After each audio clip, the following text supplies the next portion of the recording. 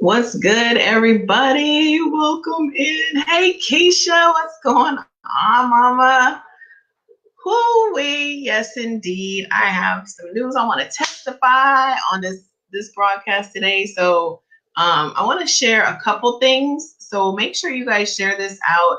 I want to talk about some belief systems in particular as it relates to, and then I'm going to give you my own personal testimony and as it relates to the Power 50 book project. So I got some updates for you guys. And I apologize. I have not been on. I have been really, really, really struggling with the bronchitis. And so I really firmly believe that you have to just listen to your body. So I took the last couple of days off to try and finish getting the crud kind of out of my lungs and everything. And luckily, I'm like 95% there. I still have a kind of an irritating cough, but for the most part, I'm back. And I lost a whole week on this project. So that's part of my testimony today, guys. That's going to be part of my testimony. Oh man, today I feel so good today. I did a post earlier. I got my tickets for Creed 2. It comes out on Thanksgiving. Hey Melissa, I'm super geeked about that. I love all of the Rocky movies, so I am just like absolutely stoked about that. I've been excited since I seen the very first trailer, and so I got my ticket. I paid for it today, so ain't nothing but death gonna keep me from seeing Creed on opening day. And I was in the gym today. I felt good. I got a good workout in, so I am super geeked. I'm super pumped up today. So welcome into the Power 50 broadcast, guys. My name is Marci Batiste. I'm the Ultimate Power Coach, your Ultimate Power Coach, America's #1 reality-based success and recovery trainer. And I want to focus on that reality-based. We're going to talk about that a little bit today. The Power of 50 community. This is the Power of 50 broadcast. It's part of a 50-day blitz. It started October 21st, heading into my 50th year, into my birthday, which is December 11th. And that's also going to be the day that we release this amazing book, you guys. This book is just like over 200 pages of love and life lessons and transformation. And I mean, when I tell you these women gave it up for y'all, they gave it up, okay? They dug deep. Some of them have never been authors before, and they put it all on the line for this book. They put it all on the line for the project. They believed in the project. They believed in the community. They believed in the vision. And more importantly, they believed in me and my ability to birth this thing. So, whoo, when I tell you, I am so pumped up, you guys. I'm so pumped up today.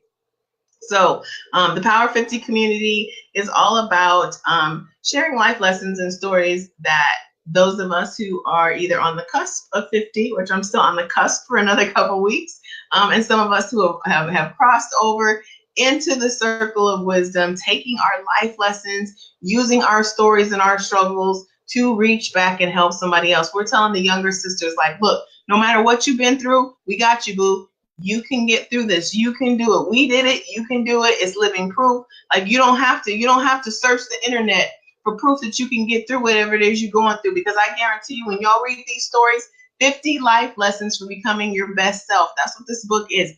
50 life lessons. I got inspirations in there from Michelle Obama. I got inspirations in there from Ellen DeGeneres. I've got other contributing authors like pouring their souls out. Seriously, never written before in their lives, some of them. And when I tell you these stories came in and I was just like, damn, my circle is amazing, absolutely amazing. And I had a vision of what this book was going to be like, but this is better than I had envisioned. I promise you it's better than what I had envisioned. Over 200 pages, seriously, of love and transformation, healing. Some of the authors, because they were telling their stories for the first time, they went through a healing process. So we did some coaching in the middle of this, all while I was sick for a week. So how about that? How about that for a testimony? So that's the Power 50. So if you guys, there's links with the broadcast today. So if you have not already joined the Power 50 community, please make sure you click one of those links and join in with us, because you don't want to miss this. You don't want to miss this. This is something you're going to want to be a part of. And then there's also a private group for just the ladies called Womanhood and Wisdom, Power 50 Womanhood and Wisdom.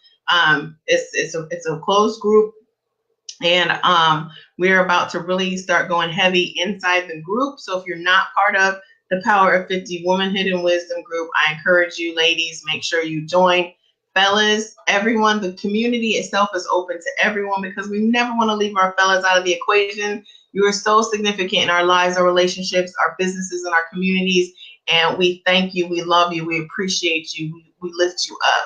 And so, you know, like I said, this is all about encouraging and educating and empowering women to do what they want to do, pursue their dreams. And so the ladies who have already crossed over and are over 50, and you think that you can't accomplish, you can't, all of these authors are at least 50. You had to be at least 50 to even participate in the project. And I told you, some of them are first-time authors. So when I tell you 50 is just the beginning, it's just the beginning, I promise you, it's not too late to pursue your dreams. Some of these women have wanted to birth books and get involved in the publishing process for years.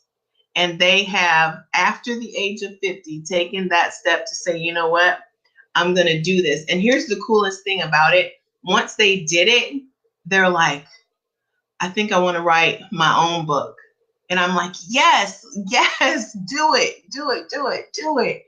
But they had to, this was an opportunity for them to kind of get their feet wet. So when I talk to you guys, we're going to talk today about testimony. When I tell you I made it, so when I started thinking about what this was going to look like and thinking about what I wanted this book to accomplish and what I wanted this community to eventually build out to be, this is what I had in mind. I had in mind transformations. Hey, Melissa. The book is not out yet. It will be out December 11th on my birthday, and we're going to be doing a special promotion. So you will be able to order it online on December 11th. So definitely stay tuned. Make sure if you're not in the communities that you join the community, because all the information and updates will be in there for that.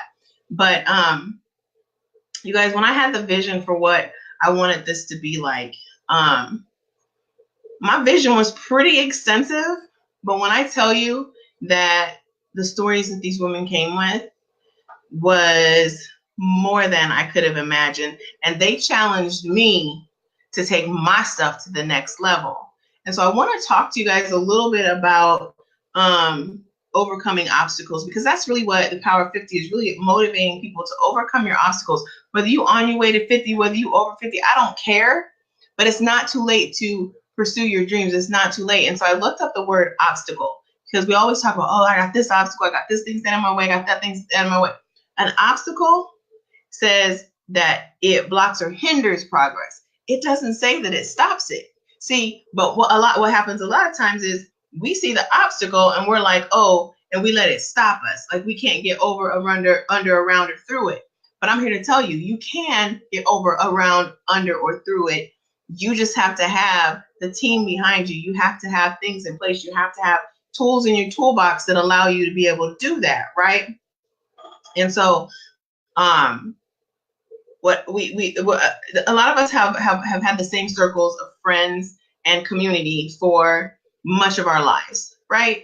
And so, depending on those experiences, depending on the experiences of the people around us, you will have them tell you that you can't do something. If you've never done it before, they're gonna say, you can't.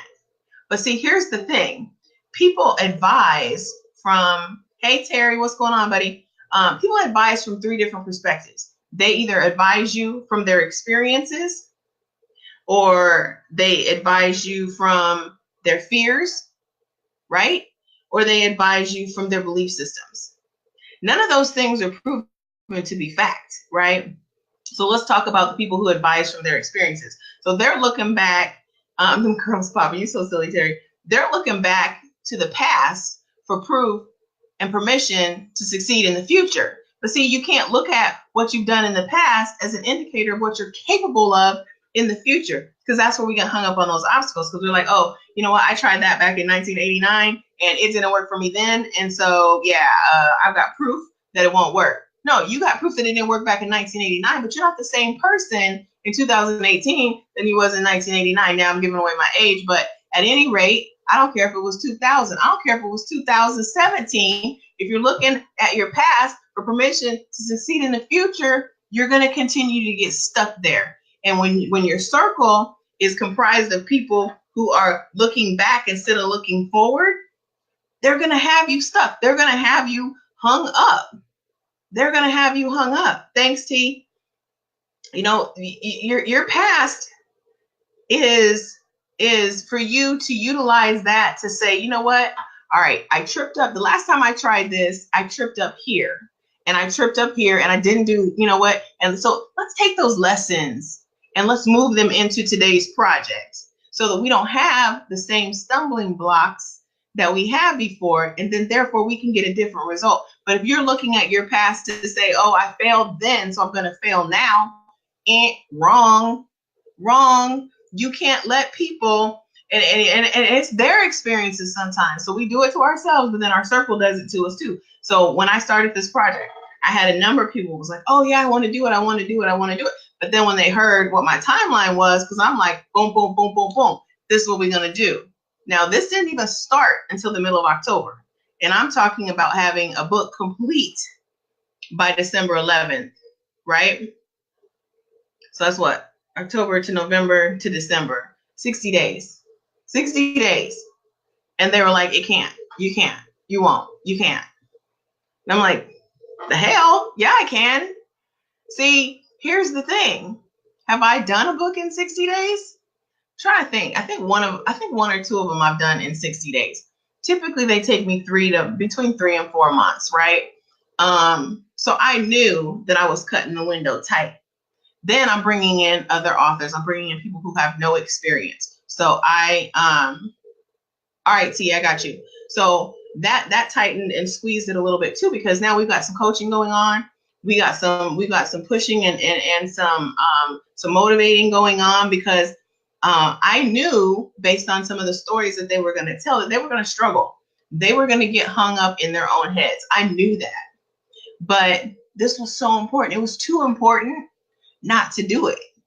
And so I just happened to be crazy enough to think that I could get it done by my birthday. And so, yeah, I could have said January, I could have said February, I could have said March, but I wanted to push myself.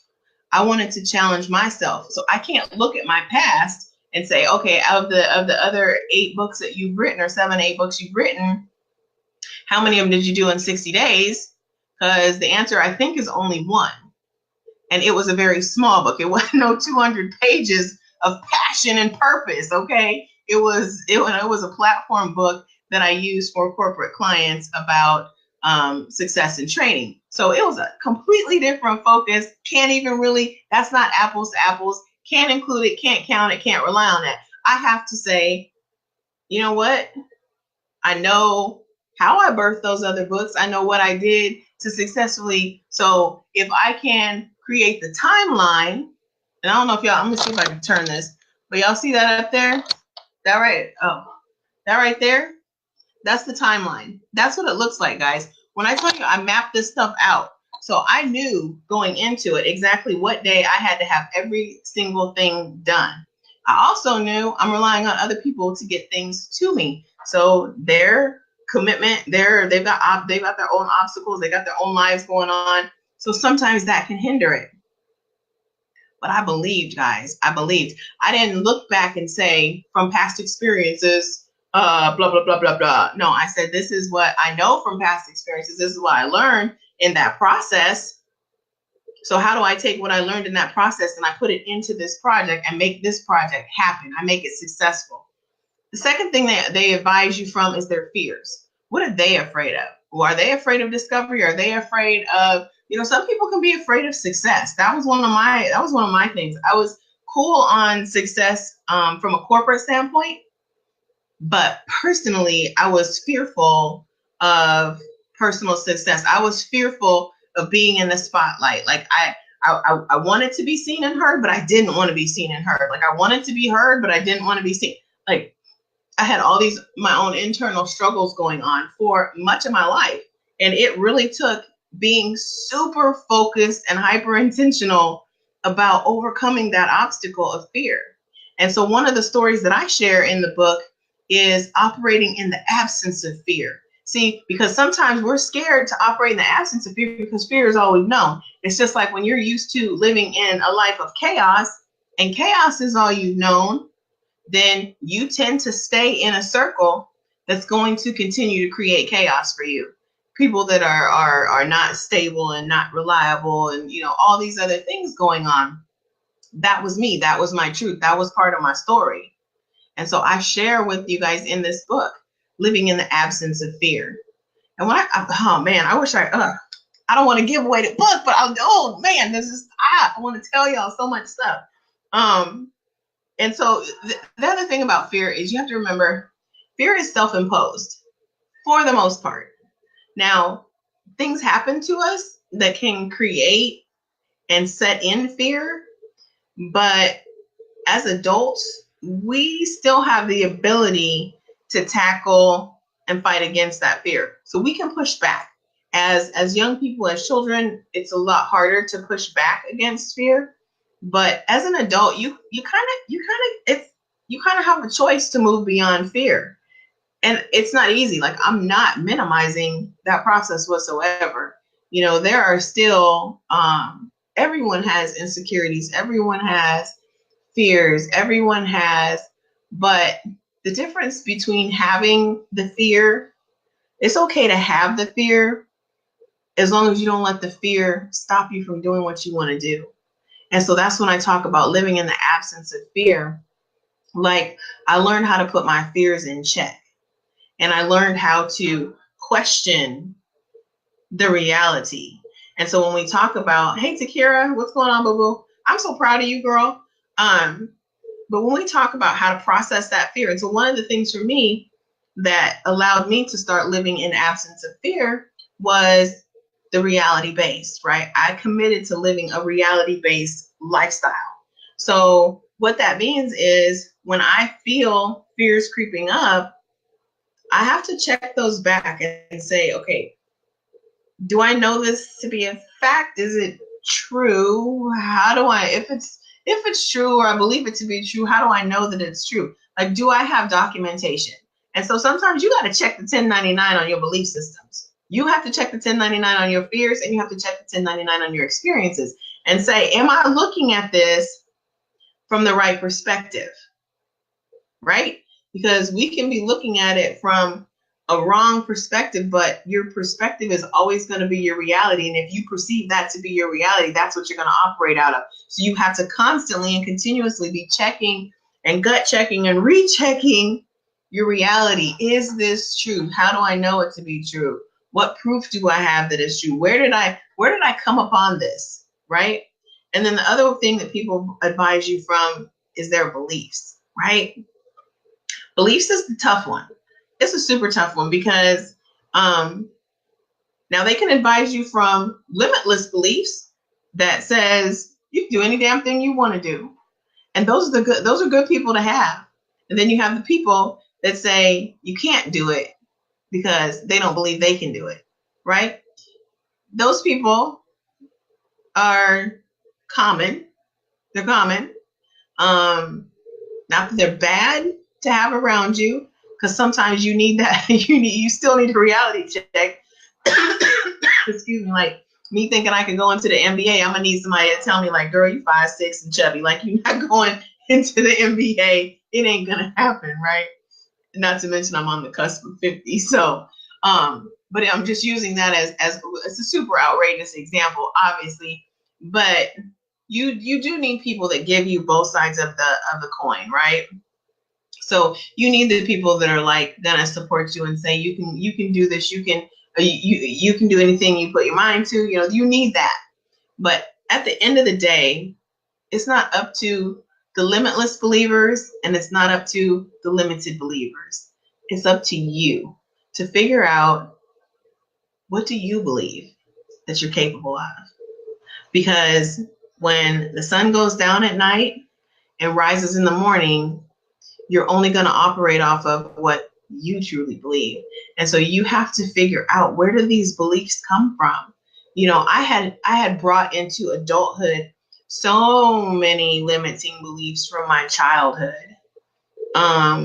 They were tracks that were laid from the time I was like 4 years old. And I brought from 4 years old clear up into adulthood. And I didn't really understand that those limiting beliefs were doing me harm until I really understood, and I started studying cognitive behavior therapy. And I started understanding the association between beliefs, behaviors, and actions, right?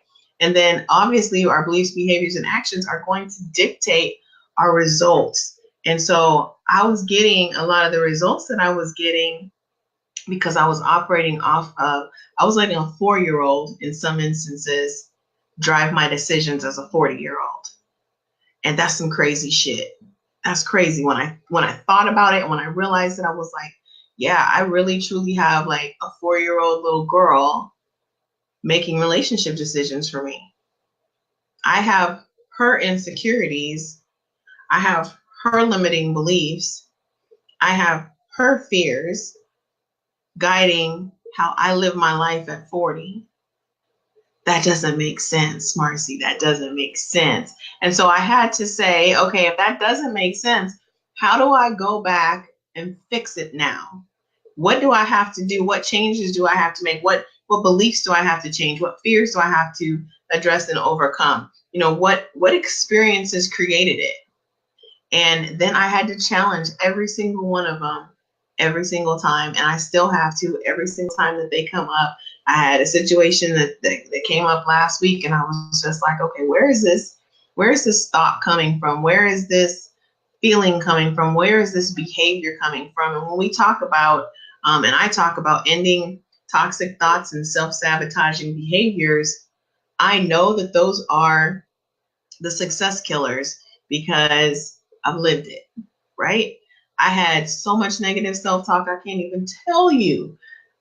It would have been, you know, if this project, if I had tried to do something like this 5 or 6, 7 years ago, and I said that I wanted to do it, and one person told me I couldn't, I wouldn't have tried. I wouldn't have tried because I would have believed them versus believing that I truly can do what I'm capable of. And here's the thing about setting like really big goals. Like my mentor, he calls it your big audacious goals. And so, you know, he challenges us always to set goals that are like, they seem crazy. Like they seem crazy. But somehow when you put it out there and then you begin to put things in place and create the circle around you that supports that vision, supports those goals, supports your dreams, supports your ability to do and accomplish and overcome and pursue what you truly are passionate about, somehow amazing shit happens. Amazing shit happens. If you're going to tweet something today, amazing shit happens. Like, whatever, and you know, you can say it's God, you can say it's the universe, you can say it's karma. I don't care what you call it. All I'm saying is I can testify that when you put these big goals out there that sound insane to a lot of people, if you believe you can do it and you create the circle around you to accomplish it, it can be done. So that's why I'm sitting here reviewing a book over 200 pages with 7, 8 other authors pouring out their souls, pouring out their life lessons, pouring out their stories, pouring out their pain, creating and building their transformation right before your eyes, because I believed. I didn't listen to the people that didn't believe. I didn't listen to even my own fears. It was like, okay, you're going to throw this out here. If you don't make it, you're going to look hella stupid. I didn't listen to that. I said, but you know what? You're going to throw this out here. And just like before, when you didn't think and you didn't know and you weren't sure and you questioned yourself and you questioned your abilities and you questioned whether or not you were capable, your potential said, you got this. You got this. I made it, guys. I didn't just make it. They made it. We didn't just make it. You can make it. But you have to believe. And you have to be willing. One of the things I tell my clients all the time is we celebrate the little wins. We celebrate the victories. We celebrate along the way. We don't wait till the day when everything is done to celebrate. That's why I'm on here today. to say, I'm celebrating now because the stories are in. I saw the 200 plus pages. I saw it. I know what it, oh my gosh, I can feel it. I'm celebrating now because I don't want to miss the opportunity to celebrate, because no matter what happens between now and December 11th, I got some celebration and I was able to testify. I can say congratulations to these women for putting yourself out there, for going beyond your comfort zone. I'm not going to miss that opportunity to celebrate. And I'm also not going to ever allow myself to do what I used to do, which is to look for my past for permission to have an amazing present or future. I'm going to take the opportunities to do and use the lessons that I learned from my past to put things in place so I don't stumble the same way I used to stumble. I might stumble over some new stuff, but guess what? Every time I stumble over new stuff, I learn a lesson.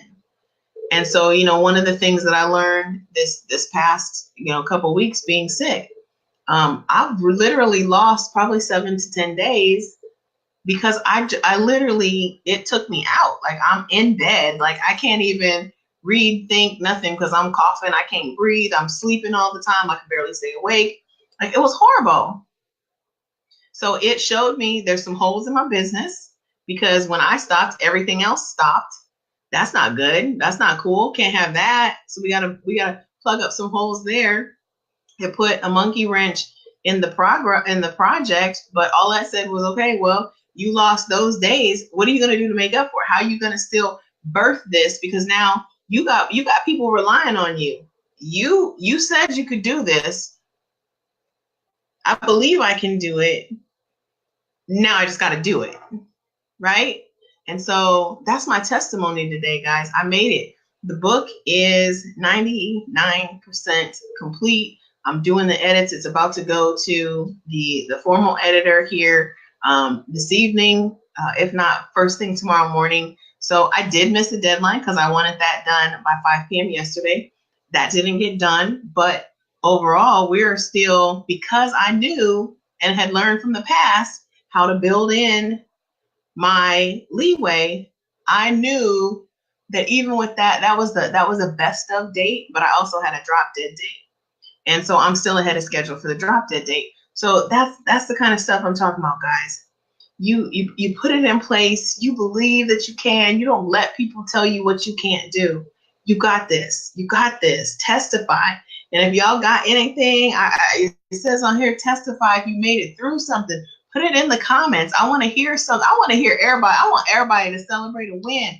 Put something in the comments. Tell me what you've overcome, what you've gone through, what you've been through. If you don't want to put it in the comments, shoot it to me in a DM. I love hearing victories. I love hearing wins, and I love to celebrate with you. So that's it for me today for the Power 50 broadcast on our 50-day blitz on the way to 50 years old, December 11th, and the release of the book. So stay tuned, guys.